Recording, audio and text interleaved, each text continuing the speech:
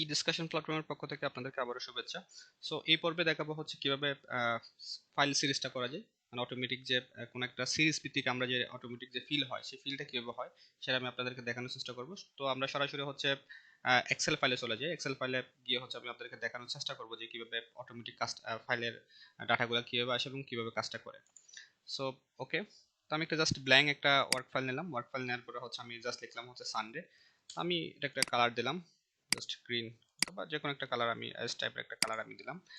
তো কালার দেওয়ার পর আপনি হয়তো দেখতেই পাচ্ছেন যে আমার লেখাটা এখানে আছে। তো আমি যদি এটা ধরে জাস্ট ড্র্যাগ ড্র্যাগ করি নিচের দিকে, তখন দেখবেন যে আপনার আমার যে বাকি রিমেইনিং যে উইকডে গুলো আছে, রিমেইনিং যে উইকডে গুলো আছে সেই ডে গুলো কিন্তু এখানে চলে আসে, যেমন সানডে, মানডে, টুইসডে, ওয়েডনেসডে এবং হচ্ছে এভাবে স্যাটারডে পর্যন্ত আমার বাকি ডাটাগুলো চলে আসলো। এরপরে যখন আপনি মেডিকেল সাইন যেটা আছে প্লাস সাইন, এটা ডাটা যখন ধরার পরে যখন আপনি এভাবে যখন মানে টান দেওয়ার পর বা ড্র্যাগ করার পরে যখন নিচে আসলেন, তখন দেখলেন যে একটা একটা ডক্টর সাইন।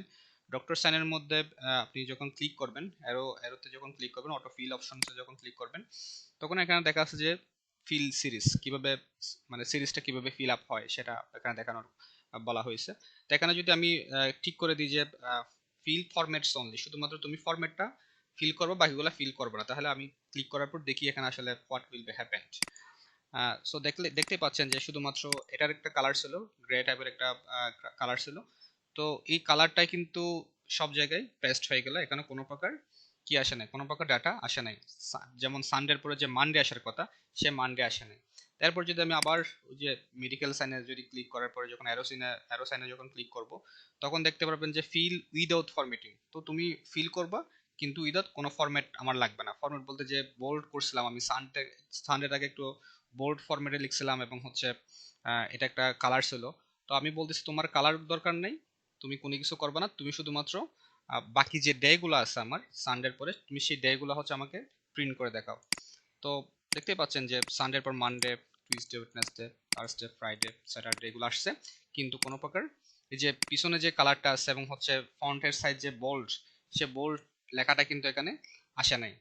তো এই থেকে আপনারা বুঝতে পারছেন যে আসলে অটোফিল সিরিজের মধ্যে আসলে অটোফিল সিরিজ কিভাবে কাজ করে, কিভাবে ফিল ফরম্যাটস অনলি কিভাবে ফরম্যাট করতে হয় সেটা আমরা দেখে নিলাম।